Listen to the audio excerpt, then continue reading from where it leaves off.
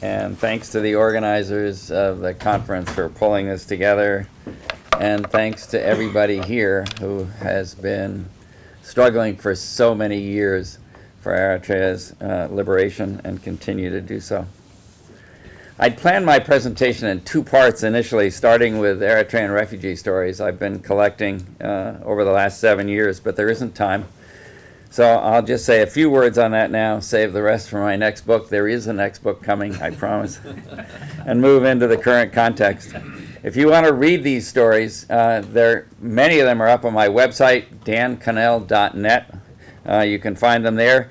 And if you scroll down through all those refugee stories in reverse chronological order, you'll get to the bottom where there is one essay titled Enough that I published in 2003.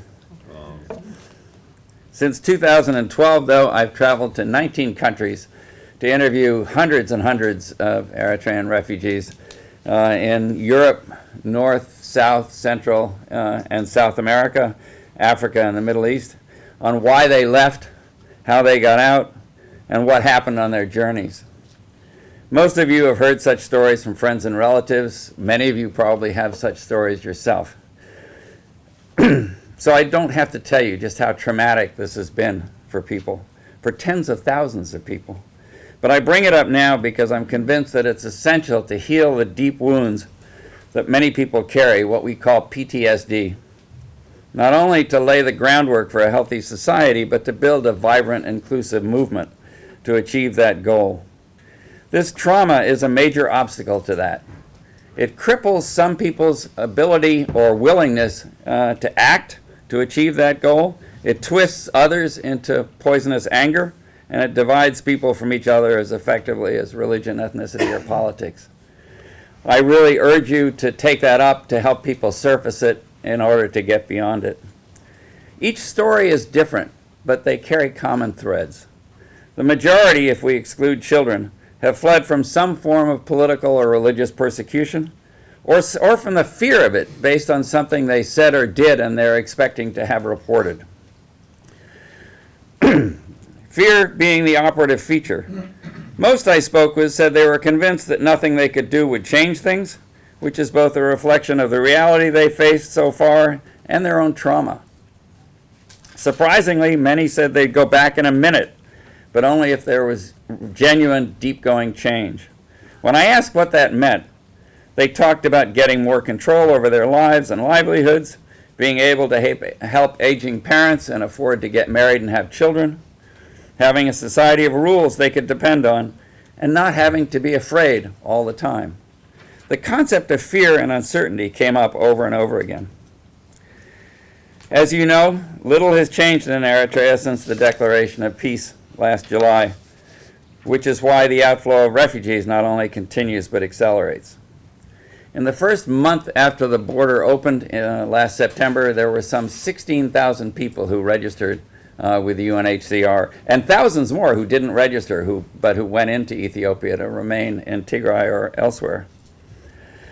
Many were women and children who hoped to join husbands already abroad at that time, though more than 3,000 were unmarried youths of national service age, which is more in that cohort than had ever come in up until that time. So that got lost sometimes with all the focus on the families.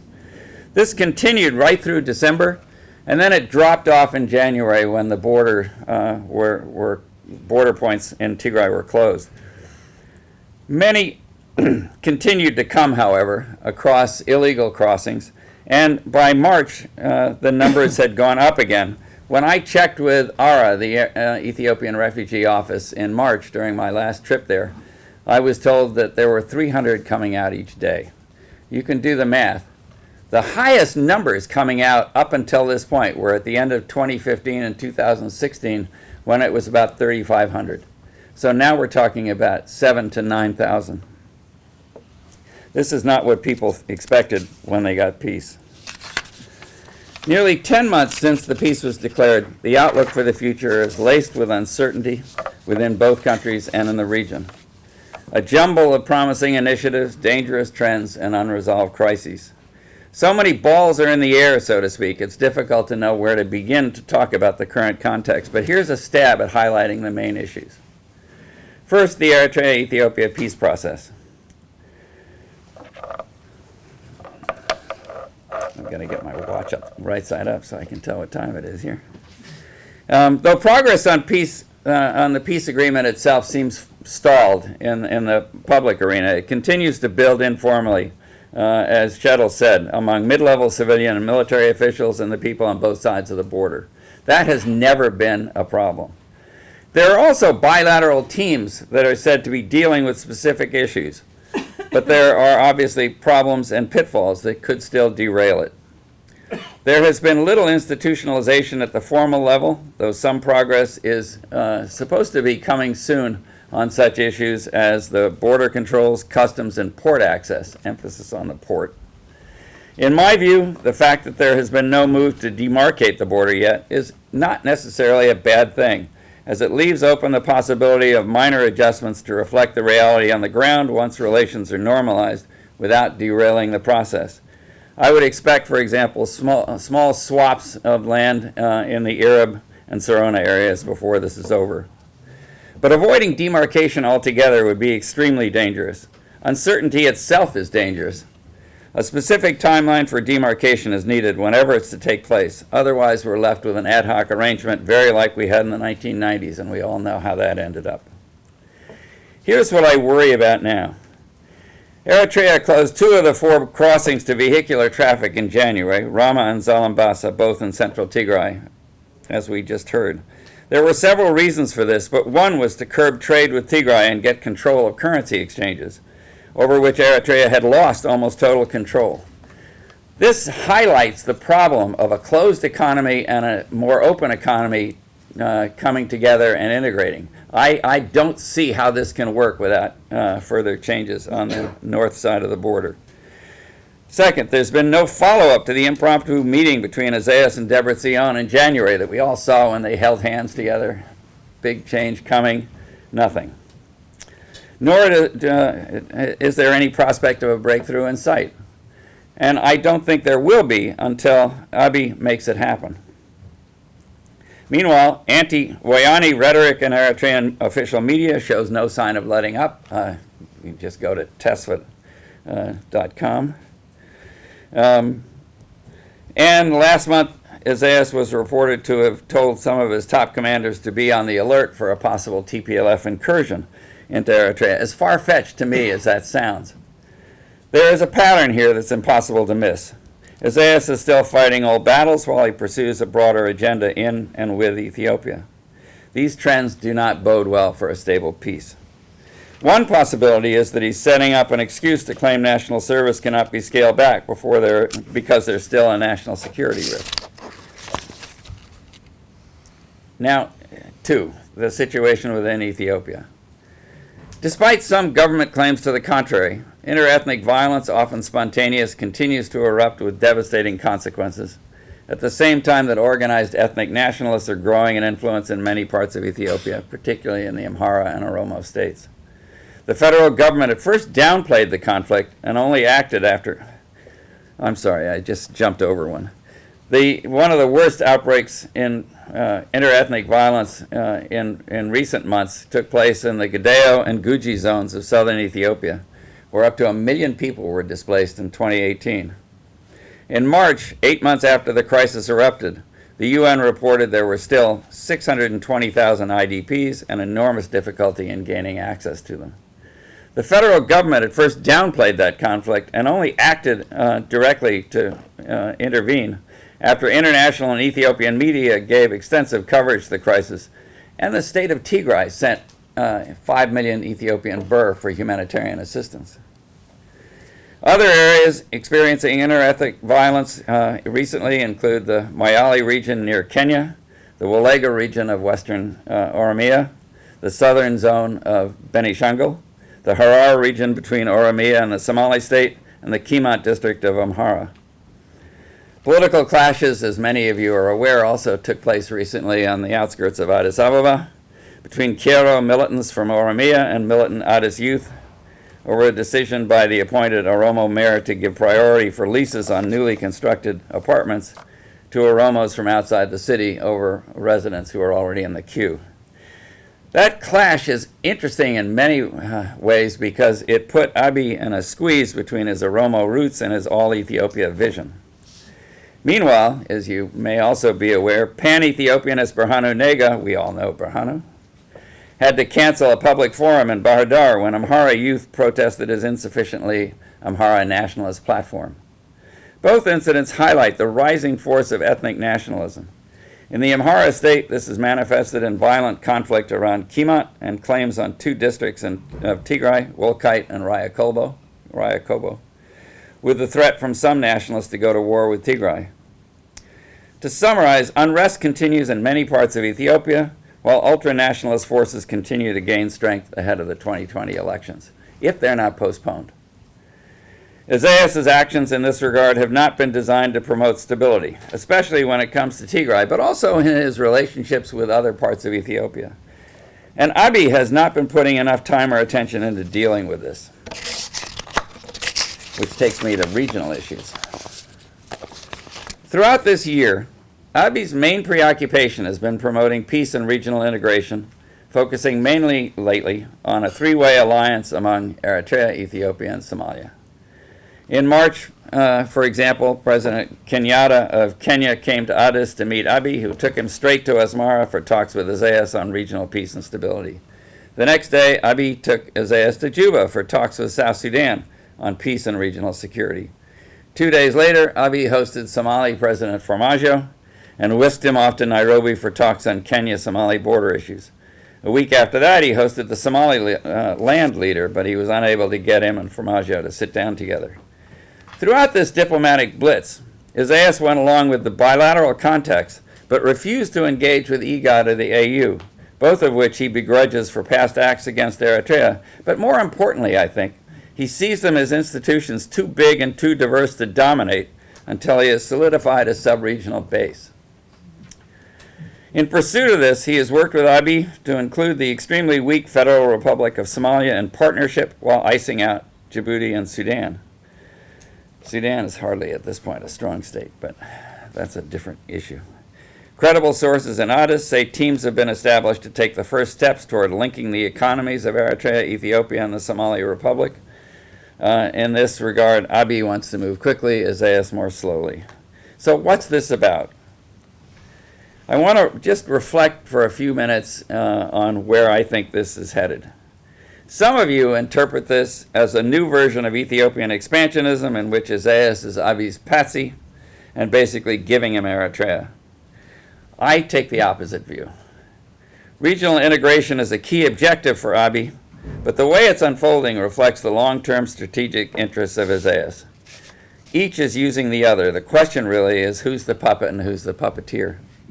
Or are both playing each other? Constructing a core alliance that can be easily dominated and used as a platform to operate within larger arenas and organizations would be consistent with Isaias's historic method of operation, which has always relied on force multiplication through nested organizations, like Russian Matryoshka dolls, as I've written elsewhere.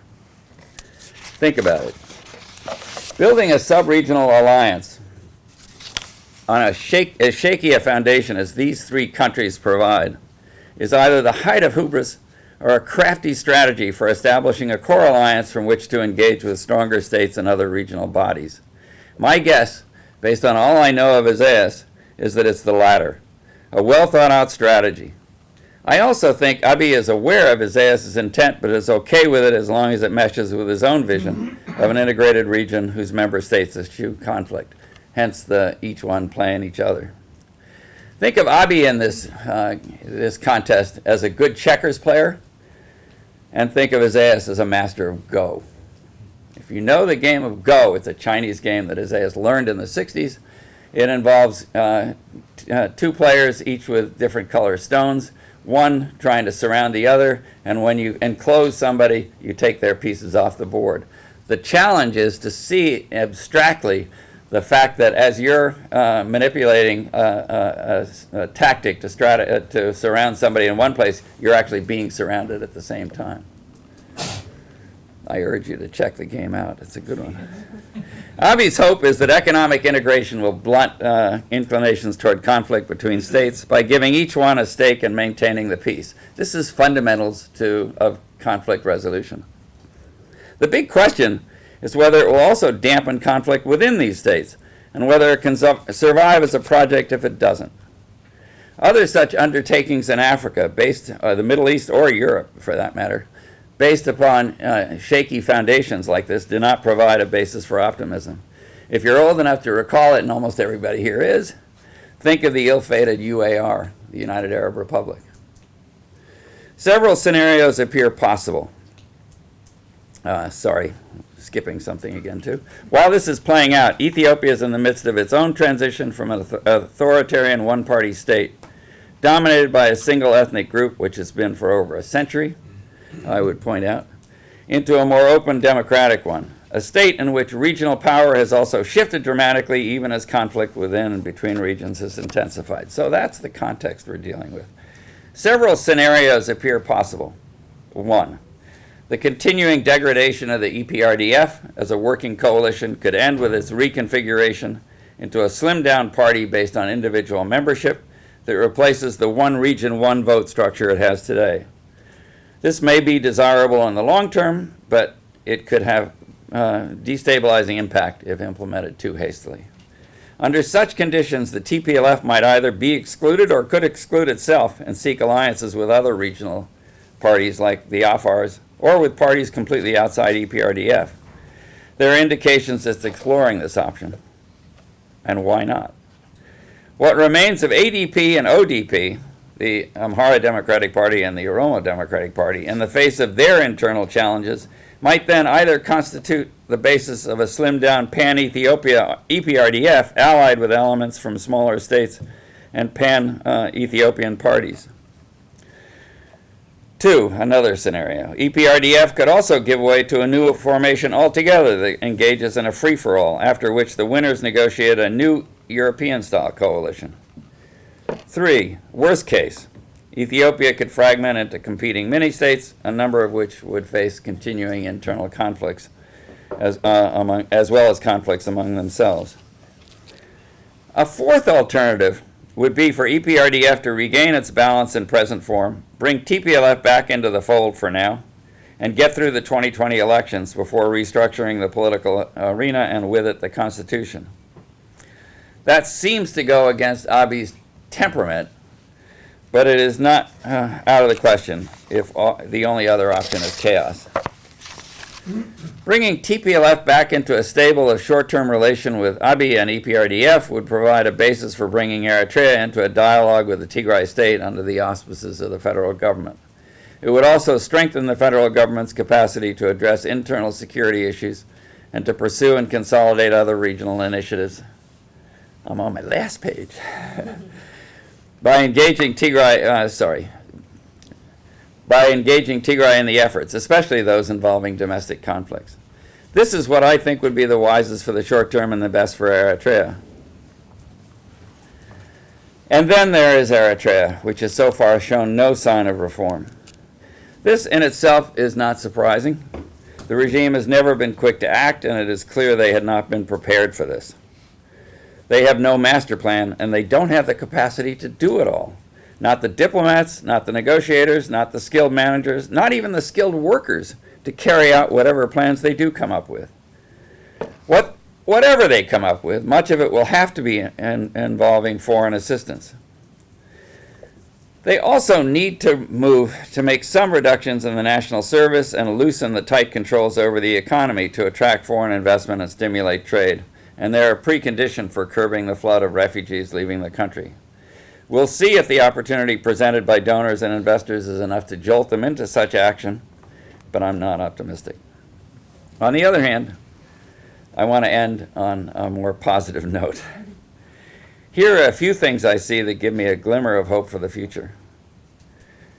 One, plans to expand and improve the main roads and port facilities do set the stage for a major change in the continuation of national service as now practiced, by offering a unique opportunity for transitioning to a wage-based labor force.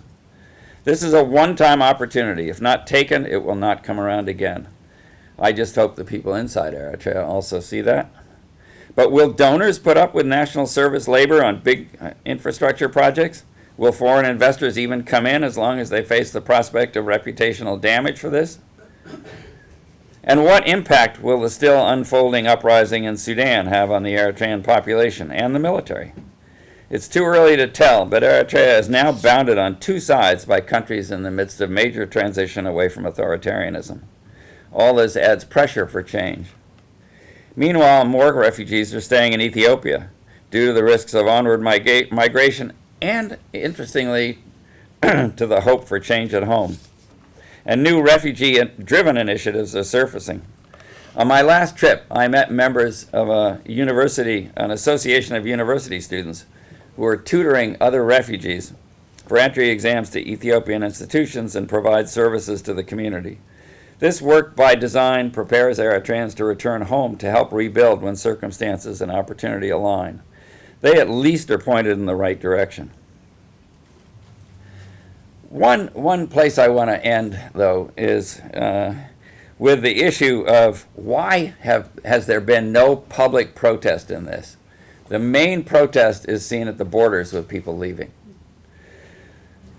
The culture of obedience that Paulos mentioned in the beginning is certainly one piece of that. The level of fear is clearly another one, and it's the one most people give to it. I would add that there's a third, and that's the absence of hope and a viable alternative. After what people have been through, nobody wants to just see chaos at the other end. So what you're talking about here at this conference is one of the, I think, the most important piece of this. But go back for a second to number 2, the fear, and think of what we immediately thought, all of us, when the alarm went off. We're convinced of the power of that government and that party. And they have won a huge victory by doing that. And the thing is that one of the things you see is, as Chettle said, they've closed the borders, but there are still people pouring out. Now, I would like to see more people staying in for all the reasons that I've just gone into, but they're not being shot at or harassed or even arrested by border guards because we've passed a point where Eritreans want to do that to other Eritreans. That's a really important step. I don't think Isaiah still has the control that he thinks he does over his own army and security forces. So we're in a new era. I leave it to you guys to tell us where we're going.